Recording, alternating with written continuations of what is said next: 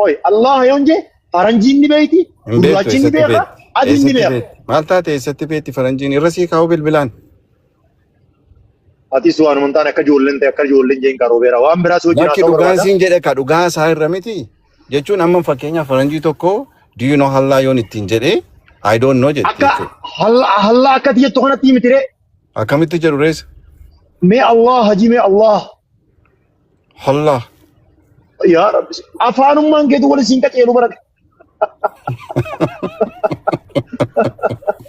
Ati hallaa jechu jirta bar hallaa jechuun bar waan biraati. May Allah haji. Abu nagaan turaami yafi. May Allah may hindeemin wallahi. Deemun na jira jirki ya dhugaa. No may Allah haji may Allah haji may.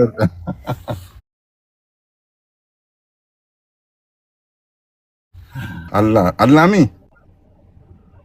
Afaan dubar training meeqa siyaafaa bar.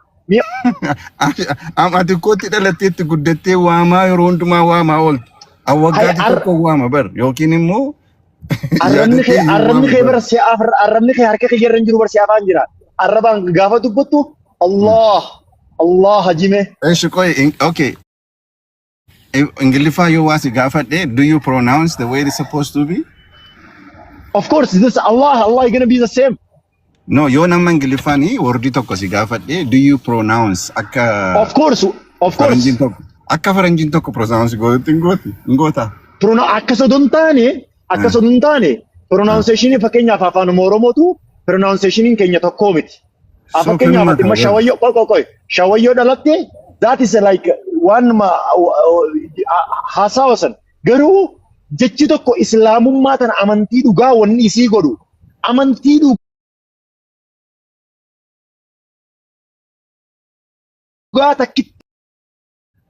dhugaa takkitti ni Allah jaa. Maayirra jechuun jechisiisu barsuun afaanuma isaatiin namni waaqayyoon waameedha malee ashir maal jechuudha.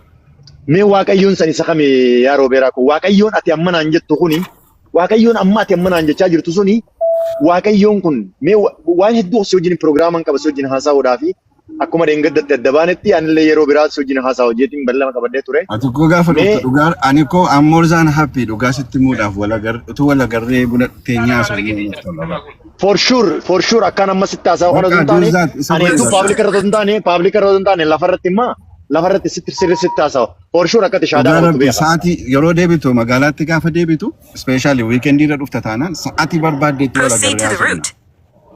Okay, ayo weekend maybe Friday in dufa amma Texas in jira Friday in dufa yoro bi inshallah wala garra na bilbil dhugaa rabbi saati barbaadde yeroo barbaadde si waliin taa'ee buna dhugaa waayati bilbilu makeena kaayu maaliif sodatte bilbila keena kaay irra deddeebi wala koy kunola nan dagadda ala mamma si godha dhugaa rabbi ani bar nama nagiyaa tokko lafarratti xiqqashumaan dheeraadha malee nama nagiyaa tokko nama wanta yoo miti naa kaayin sodaatini yoo taatee fagaatte dhugaa sitti meetumaan shaadaa qabatta. That's all. Ashir. Yo. Anaanis na beektanaaf fakkaata lafatti na agartee. Yaa akka diriimitti gaafa dura. So maal sodaachisna barri. At the light, turn left onto Simons Valley Road Northwest. Jechuun wanti akka dargaggeessa wanti kun bilchaanne naam hin jettee ona dheessitee kana faa sodaate. Anas immoo deemee ilaali qaamuma viidiyoo koo irra galii bar. Yaa. Amma ni deemtama wajjin haasofna please mi hafuuraan guutamee jira.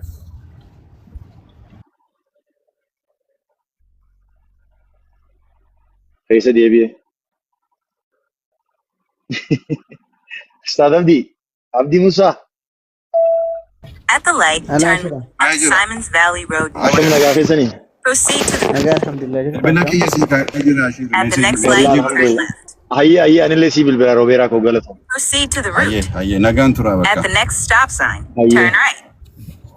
Uber dalagu jirta deemu Uber Urji siin duntaan Uber. Wayye. Nagaan gooftaa Yesuus Kiristoos siduu kanaaf haa ta'u ishee. Amiin dachaa koo. Maa innoo nagaa fiduudhaaf hin dhufne bar Roobeeraa. Na jiraadhu Billaa fiduudhaaf dhufeemi. Atis jiraadhu. Oolaa guru Akkanuma olisiif baay'eetu waan isifaanaa ta'u. Amin. Ciao sheka. Roobeeraa goromtii kana akkamitti nu biratti dhiiftee deemtare? Maal jette? Oolaa goromtii kana akkamitti nu biratti dhiiftee deemtare? Easy. Olaani sagalee sirreetti dabar. Wayne jara kana abbaa hojii keessa nyaadha. Anis deemutti jira jabaadha kaa.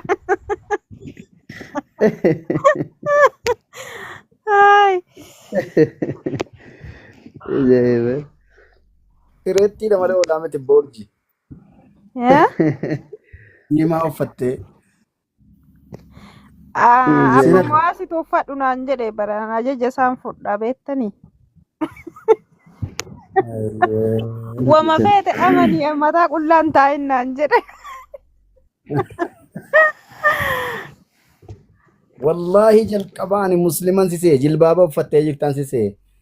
Ati afuraba uffattee jennaan si bare.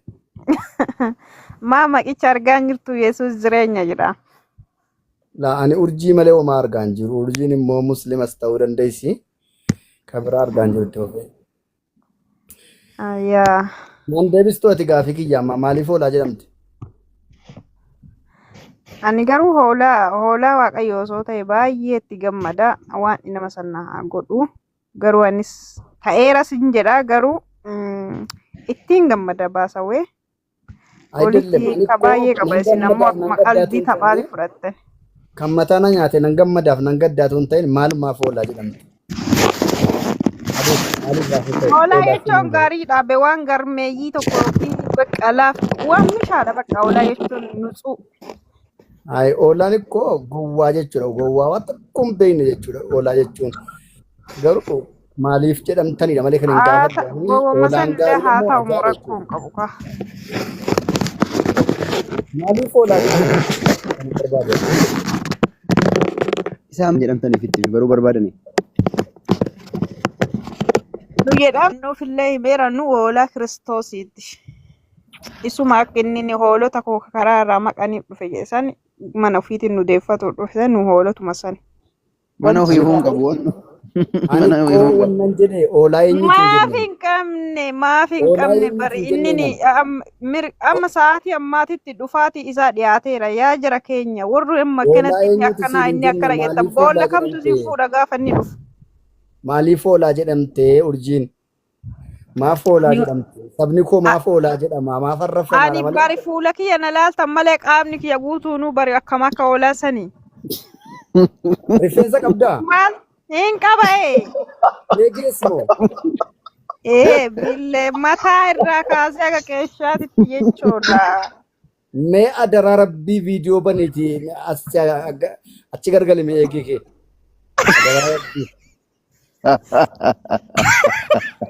Ustaaza maali kan hundallee maa akkana jettanii walumaa galatti ani qaamni kiyya guutuu hoolaadha. Hoolaa. Mee adaraa rabbii viidiyoo baneetiin allaala oolummaadhuma kan kee kan allaala adaraa rabbii. Adaraa waaqa san nyaanne san dhugne san mugne san dhugne. Yaa ustaasa keenya nu dhiisaa bakka hanga hoola jenne bakka hoola jedhaa na dhiisaa hoona barbaada urjiin jedhina hoola jedhaa na waamaa hoola ta'uu koo ittiin boona bakka wanti itti qaanfadhu tokko hin jiru. Sin dhiisaa mee akka hoolaa jedhi al tokko marradhume.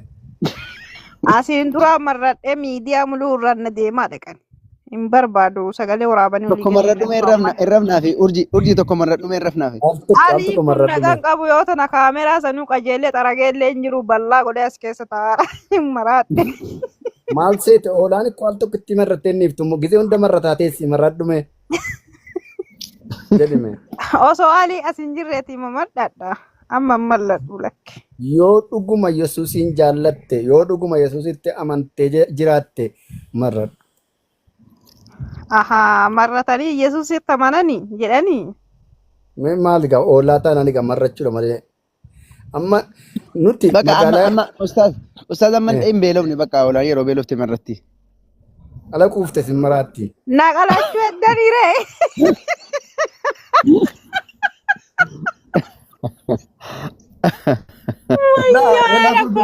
Wayyaa naate. Dhalachuudha bitadhee boroodhaa qaba. Oolaa korbeessa tokko oolaadhuma calam jedhee ciisa. Isattan si heerumsiisa jedhan. Yooti maratti. Amma keessa luftanii warrabsaattanii yeroo gaarii qabaadhaame. Gaafuun barbaadan illee inshaallah irraa ba'a. Galatooma hundi keessan ulfaadha rabbis na tiksu. Nagaa nuu bulaa hundi keessanuu.